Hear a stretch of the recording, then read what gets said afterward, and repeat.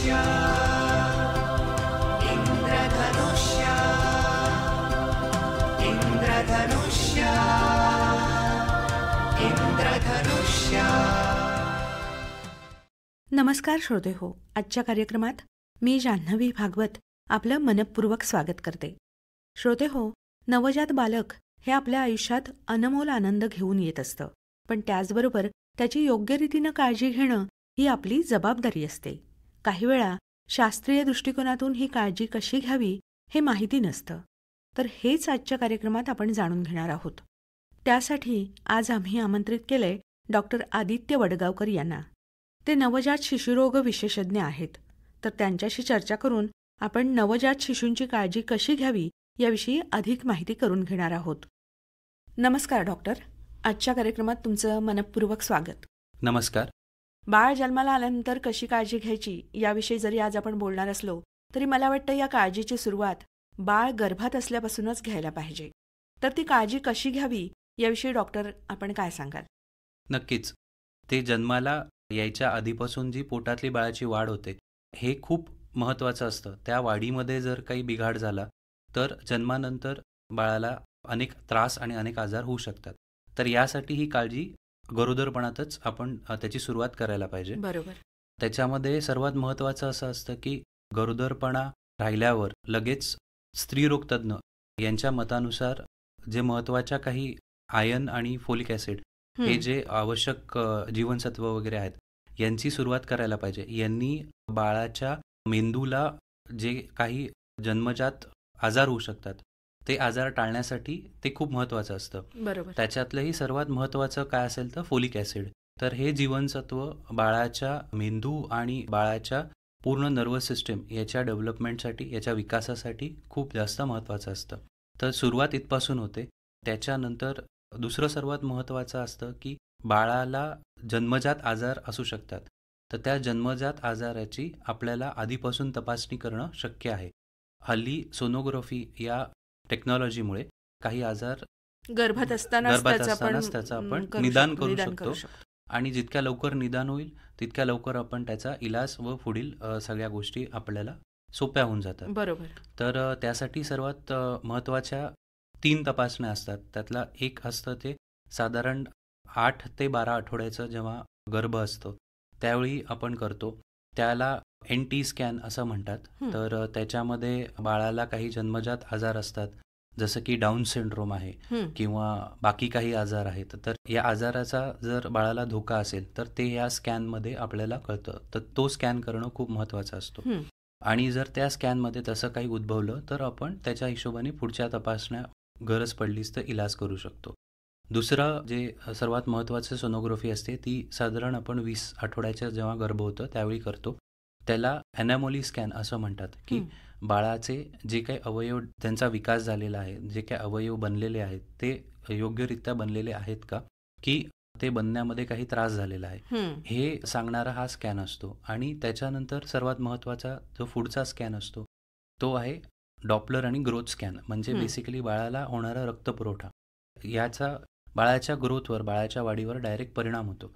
त्यामुळे तो स्कॅन आपण साधारण 28 ते 32 आठवड्याच्या दरम्यान आपण करतो.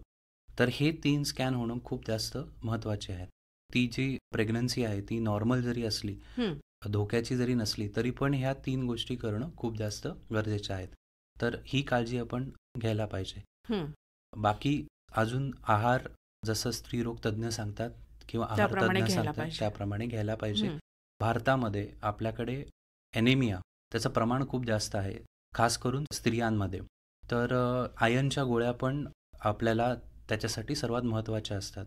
भारत सरकारच्या योजनेअंतर्गत हे सगळं फ्री ऑफ कॉस्ट उपलब्ध आहे. तर आपण जवळच्या कुठल्याही सरकारी रुग्णालयामध्ये जाऊन त्याचा लाभ घेऊ शकतो. तर या सगळ्या तपासण्या घेणं खूप महत्त्वाचं आहे.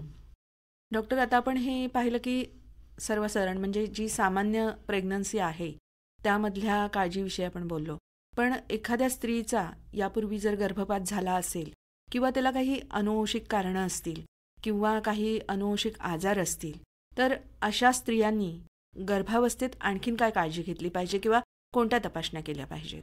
ज्या स्त्रियांना 2 किंवा त्याच्यापेक्षा जास्त गर्भपात झालेले असतील, तर आपल्याला काही तपासण्या कराव्या लागतात, की ते गर्भपात जर गर्भात अर्भक जो विकसित झालेला आहे, त्याच्यामध्ये काही प्रॉब्लेम आहे, त्याच्यामध्ये काही दोष आहे.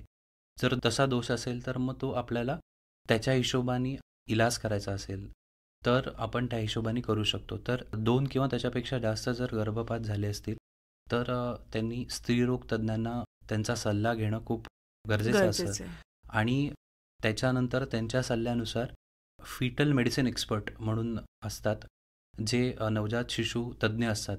तेच त्याच्या हिशोबाने जर काही तपासणीमध्ये अनुवंशिक आजार वगैरे काही आले, तर त्या अनुवंशिक आजारामध्ये आपण काय अपेक्षा करू शकतो, की बाळ नॉर्मल राहील, नाही राहणार, काय प्रकारचा विकास होईल, काय अडचणी होतील बाळ जन्मल्यानंतर बाळाच्या वाढीमध्ये. या सगळ्या गोष्टीचा एक आपण सल्ला त्या फिटल मेडिसिन एक्सपर्ट किंवा नवजात शिशु तज्ज्ञांकडनं घेऊ शकतो. हं. आणि दुसरं सर्वात महत्त्वाचं हे माहिती पाहिजे, की जरी काही अनुवंशिक आजार असेल, तरीसुद्धा आजकाल सोनोग्राफीमुळे तो आजार झाला आहे का नाही बाळाला, हं. हे आपल्याला कळू शकते. हं. त्यामुळे त्याच्या हिशोबाने पुढच्या तपासण्या आणि पुढचा इलाज करता येऊ शकतो. अगदी बरोबर. आता आपण गर्भात बाळ असताना काय काळजी घ्यायची याविषयी बोललो, पण प्रसूतीच्या वेळीही काही काळजी घ्यावी लागत असेल, तर त्याविषयी थोडंसं सांगा. प्रसूतीच्या वेळी ज्या काही घटना घडतात, त्याचा बाळावर पूर्ण आयुष्यभर परिणाम राहतो. असे बरेचसे आजार आहेत, जे आपण प्रसूती व्यवस्थित झाल्यामुळे आपण ते टाळू शकतो. त्यातला सर्वात महत्त्वाचा आहे, की प्रसूती ही एका हॉस्पिटलमध्येच, जिथे स्त्रीरोग तज्ज्ञ आहे, तिथे करावी. आणि बालरोग तज्ज्ञ जर असेल किंवा नवजात शिशु तज्ज्ञ जर असेल, अशा ठिकाणी केली तर धोका खूप कमी राहतो. आणि नवजात शिशु तज्ज्ञ जर ती प्रसूती करताना जर असले, तर बाळाला प्रसूतीच्या वेळी जर काही त्रास झाला, त्यातनं उद्भवणारे सगळे आजार हे आपण पूर्णपणे टाळू शकतो. बरोबर. सर्वात महत्त्वाचं काय असतं, की बाळ जेव्हा जन्मतं तेव्हा त्याचा तो पहिला श्वास घेतो. तर पहिला श्वास जर बाळाने घेतला नाही, तर बाळाला ऑक्सिजन मिळत नाही आणि बाळाच्या मेंदूला ऑक्सिजन न मिळाल्यामुळे मेंदूला इजा होते. ती इजा जी आहे ती परमनंट असते. त्याच्यावर आपल्याला पूर्णपणे त्याचा इलाज करता येत नाही आणि त्यामुळे सेरिब्रल पाल्सी नावाचा हा जो आजार आहे, तो आजार बाळाला होऊ शकतो. तर हे आपण जर व्यवस्थित योग्यरित्या बाळाला वेळेत इलाज मिळाला, तर हे आपण टाळू शकतो. आणि सेरिब्रल पाल्सीच्या आजारामुळे मग तो स्पेशल चाइल्ड या कॅटेगरीमध्ये तो जातो आणि त्याच्या मेंदूला झालेली इजा ही कायमस्वरूपी राहते आणि बाळाच्या मेंदूच्या विकासावर आणि ओव्हरऑल सर्वांगीण विकासावर त्याचा परिणाम होतो. तर त्यासाठी एक बालरोग तज्ज्ञ किंवा नवजात शिशु तज्ज्ञ यांनी प्रत्येक प्रसूतीवेळी असणं हे गरजेचं आहे. काही कारणास्तव समजा बालरोग तज्ज्ञ उपलब्ध नसतील, तर मात्र लवकरात लवकर त्यांना दाखवून त्यांचा सल्ला घेणं खूप गरजेचं आहे. आणि तिसरी गोष्ट म्हणजे समजा तर प्रसूती हॉस्पिटलमध्ये झाली नाही, तर नाळ वगैरे जेव्हा आपण कापतो बाळाची, त्यावेळी सर्वात महत्त्वाचं जे असतं, की साफ ब्लेडनी किंवा साफ कात्रीने कापायला पाहिजे. जर तसं नाही झालं, तर धनुर्वाताचा धोका बाळाला होतो. तर ही काळजी खूप घ्यायला पाहिजे. जर हॉस्पिटलमध्ये पोहोचणं शक्य असेल, तर सुरुवातीला थोड्या वेळासाठी नाळ नाही कापली तरीसुद्धा चालते. पण लवकरात लवकर हॉस्पिटलला जाऊन तिकडे निर्जंतुकरण केलेल्या ब्लेडनी किंवा कात्रीने बाळाची नाळ कापणं गरजेचं असतं. आणि समजा जर बाळ रडलं नाही, तर थोडंसं पाठीला स्टिम्युलेट करून बाळाला रडणं म्हणजे बेसिकली बाळाने श्वास घेणं. बाळ श्वास घेत आहे का याचा प्रयत्न करावा आणि लवकरात लवकर जवळच्या रुग्णालयामध्ये बाळाला दाखवावे. ही प्रसूतीच्या वेळी जर प्रसूती हॉस्पिटलमध्ये होऊ शकत नाही, तर ती काळजी घ्यावी. डॉक्टर, आता आपण हे प्रसूतीच्या वेळी बाळाची काय काळजी घ्यावी याविषयी बोललो, पण प्रसूती झाल्यानंतर पुढच्या काही तासात कोणत्या प्रकारे काळजी घ्यायची असते? बाळ जन्माला झाल्यानंतर जर बाळ रडलं असेल, तर आपण त्याची नाळ कापतो. नाळ कापून सर्वात महत्त्वाचं आपल्याला जे करायचं आहे ते म्हणजे बाळाचं टेम्परेचर, शरीराचं तापमान हे मेंटेन करणं, हे सर्वात महत्त्वाचं असतं. त्याच्यासाठी आपण बाळाला वॉर्मर जो असतो त्याच्या खाली ठेवतो, जेणेकरून बाळाचं टेम्परेचर जे आहे ते मेंटेन राहतं आणि हायपोथर्मिया याचा बाळाला त्रास होत नाही. म्हणून बाळाचं टेम्परेचर मेंटेन करणं खूप महत्त्वाचं आहे. तर त्यासाठी आपण जर वॉर्मर असेल तर वॉर्मरच्या खाली लगेच बाळाला ठेवणे, किंवा जर तसं नसेल तर बाळाचं पूर्ण अंग पुसणे आणि स्वच्छ कपड्यामध्ये बाळाला रॅप करणे हे महत्त्वाचं आहे, जेणेकरून बाळाचं टेम्परेचर मेंटेन राहील. ही सर्वात पहिली काळजी आहे. दुसरं सर्वात महत्त्वाचं जे आहे ते म्हणजे ते एका स्वच्छ ठिकाणी बाळाला ठेवणे हे खूप महत्त्वाचे आहे. कारण का जर सुरुवातीला जंतू बाळाच्या शरीरात गेले तर बाळाची तब्येत परत नाजूक होऊ शकते. त्यामुळे स्वच्छ ठिकाणी बाळाला ठेवणे, त्याचं टेम्परेचर मेंटेन करणे, ह्या 2 सर्वात महत्त्वाच्या गोष्टी आपल्याला करायला पाहिजे. त्याच्यानंतर सर्वात महत्त्वाची गोष्ट म्हणजे बाळाला लवकरात लवकर आईचं दूध मिळणे हे खूप महत्त्वाचं आहे. यांनी हायपोग्लायसेमिया म्हणजे शरीरातली साखर कमी होणे याचा धोका कमी होतो. बर तर सध्याच्या आपल्या राष्ट्रीय आणि आंतरराष्ट्रीय जे गाईडलाईन्स आहेत त्याच्या हिशोबाने असं सांगितलं गेलेलं आहे की अर्धा तासाच्या आत पहिलं दूध मिळायला पाहिजे आईचं, जेणे हायपोग्लायसेमियाचे तो धोका कमी होतो. तिसरं म्हणजे बाळाला जीवनसत्व क म्हणजे व्हिटॅमिन के ह्याचं इंजेक्शन देणं खूप जास्त महत्त्वाचं आहे. जन्माला हे इंजेक्शन दिल्याने बाळाला रक्तस्रावाचा जो आजार आहे तो आजार होत नाही. याआधी जेव्हा जीवनसत्व क दिलं जायचं नसायचं त्यावेळी नवजात शिशूंना हिमोरेजिक डिसीज ऑफ न्यूबॉर्न हा एक आजार होऊ शकतो. याच्यामध्ये बाळांचे रक्त आहे ते गोठत नाही आणि रक्त वाहत राहतं आणि ब्लड लॉसमुळे बाळ आजारी पडतं. तर हे सगळं व्हिटॅमिन केच्या इंजेक्शननी आपण त्याचा धोका आपण कमी करू शकतो. म्हणून ते देणं खूप महत्त्वाचं आहे.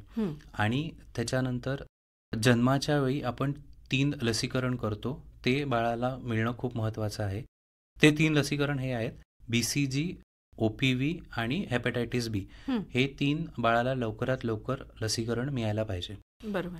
हे सर्व लसीकरण जे आहे भारत सरकारच्या योजनेअंतर्गत मोफत सर्व शासकीय रुग्णालयामध्ये उपलब्ध आहे. तर त्याचाही लाभ आपण घेऊ शकता. अगदी नक्की. डॉक्टर, पूर्ण वाढ झालेल्या बाळाचं वजन साधारणपणे किती असावं आणि वजन कमी असेल तर काय केलं जातं? जर बाळाचा विकास पूर्ण झाला असेल तर साधारण 2.5 किलो किंवा त्याच्यापेक्षा जास्त वजन बाळाचं पाहिजे आहे. आणि बाळाचा पूर्ण विकास जो आहे हा 38 आठवड्यांनी, जेव्हा गर्भ 38 आठवड्याचा होतो तेव्हा बाळाचा पूर्ण विकास झालेला असतो आणि त्या दरम्यान वजन साधारण 2.5 किलो किंवा त्याच्यापेक्षा जास्त पाहिजे. जर 2.5 किलोपेक्षा कमी असेल तर त्यांना आपण लो बर्थ वेट म्हणजे जन्माचं वजन कमी असलेले नवजात शिशू असं त्यांना म्हणतो. तर असे जे नवजात शिशू असतात त्यांचा सर्वात महत्त्वाचा जो धोका असतो तो म्हणजे त्यांना टेम्परेचर मेंटेन करणं. जसं मी मगाशी सांगितलं होतं, हायपोथर्मियाचा धोका खूप जास्त असतो. त्याच्यानंतर हायपोग्लायसेमिया म्हणजेच शरीराची साखर कमी होणे याचा धोकासुद्धा खूप जास्त असतो. तर अशा बाळांना आपल्याला वॉर्मर खाली ठेवणं हे खूप महत्त्वाचं असतं टेम्परेचर मेंटेन करण्यासाठी. आणि लवकरात लवकर दूध पाजवणं आईचं, जेणेकरून त्यांना हायपोग्लायसेमिया होणार नाही, हे महत्त्वाचं आहे.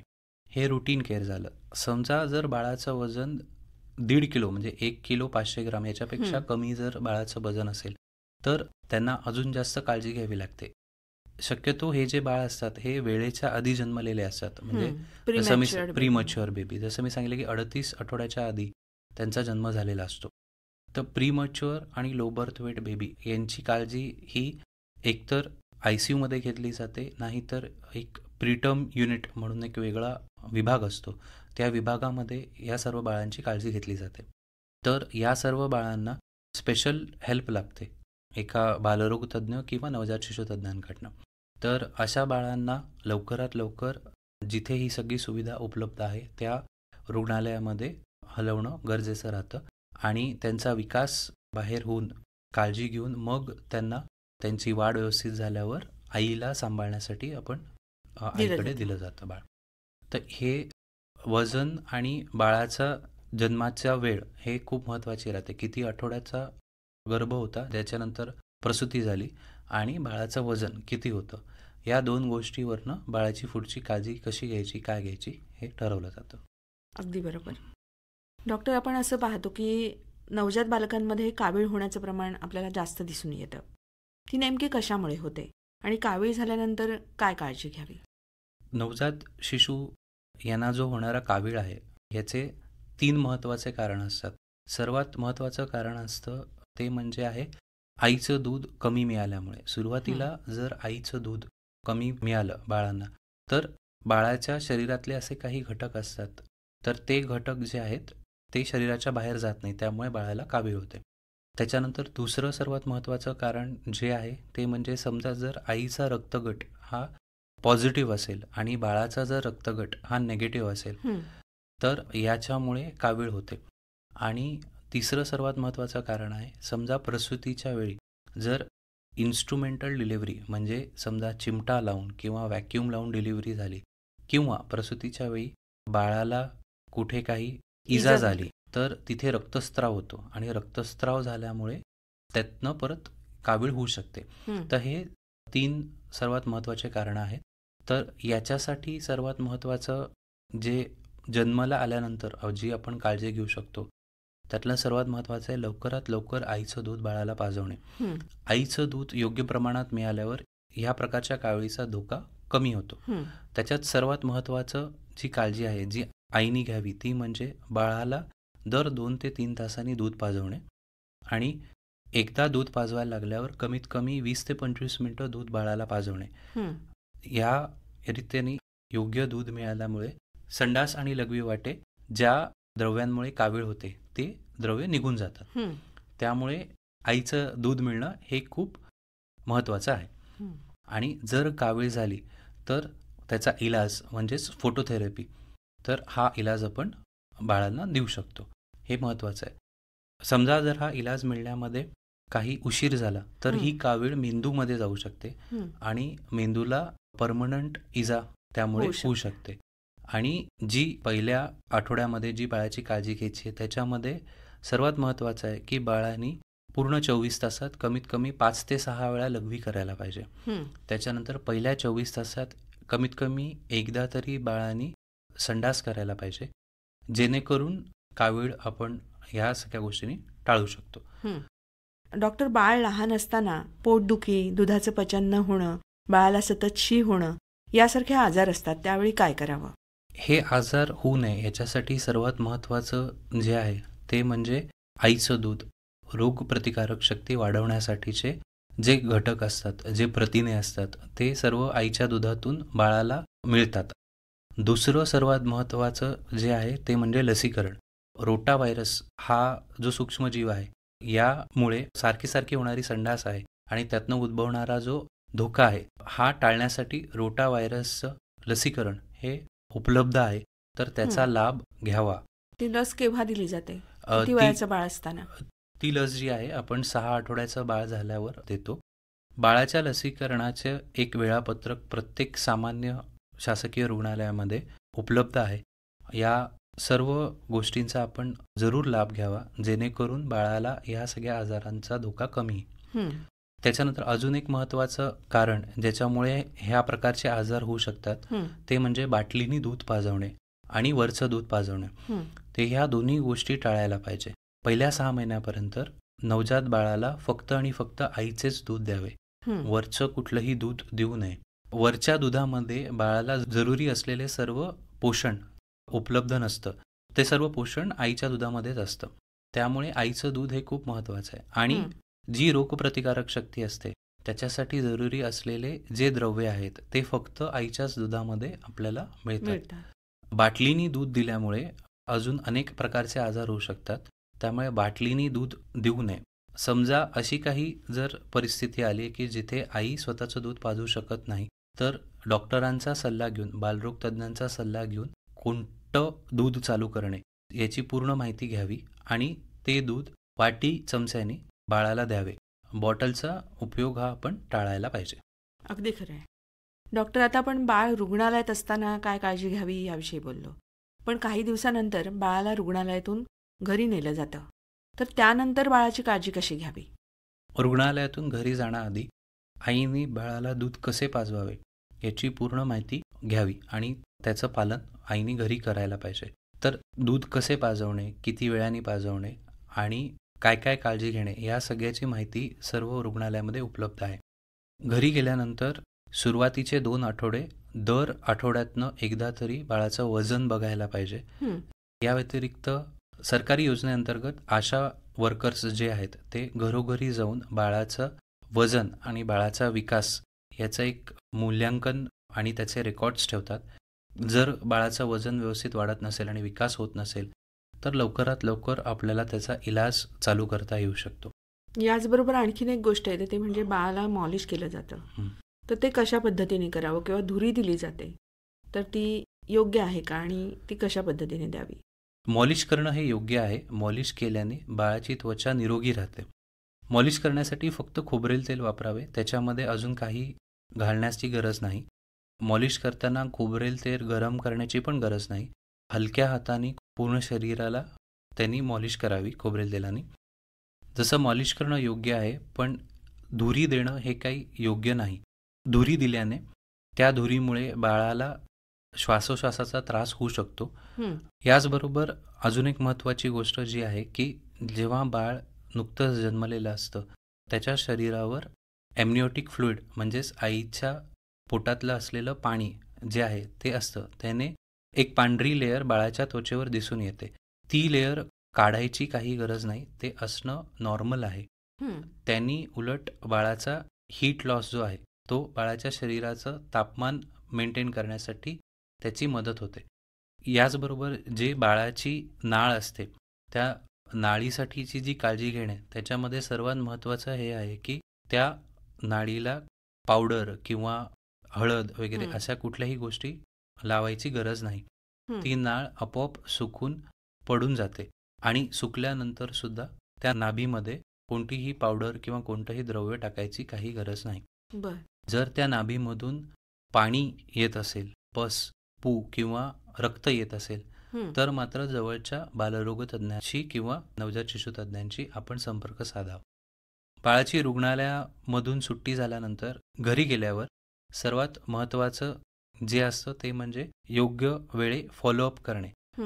बाळाला ज्या तारखेला बोलवलेलं आहे त्या तारखेला रुग्णालयात किंवा बालरोग तज्ज्ञ यांच्याकडे जाऊन बाळाची तपासणी करणं सुद्धा खूप महत्त्वाचं आहे. रुग्णालयातून सुट्टी झाल्यानंतर बाळाच्या विकासाकडे आणि बाळाच्या वजनाकडे लक्ष ठेवणे खूप महत्त्वाचे आहे. त्याचबरोबर वेळच्या वेळी बाळाचे लसीकरण होणे हे सुद्धा महत्त्वाचे आहे. श्रोते हो, आपल्या मनातल्या अनेक प्रश्नांची उकल डॉक्टरांच्या या मुलाखतीतून आपल्याला झाली असेल. त्यामुळे नवजात बालकांची काळजी घेताना या मुलाखतीचा आपल्याला नक्कीच उपयोग होईल. डॉक्टर, आज आपण इथं आलात आणि आमच्या श्रोत्यांना नवजात बालकांची काळजी कशी घ्यावी याविषयी अतिशय छान माहिती दिलीत. त्यासाठी आमच्या श्रोत्यांतर्फे आणि आकाशवाणी परिवारातर्फे मी आपले आभार मानते. धन्यवाद. खूप खूप धन्यवाद.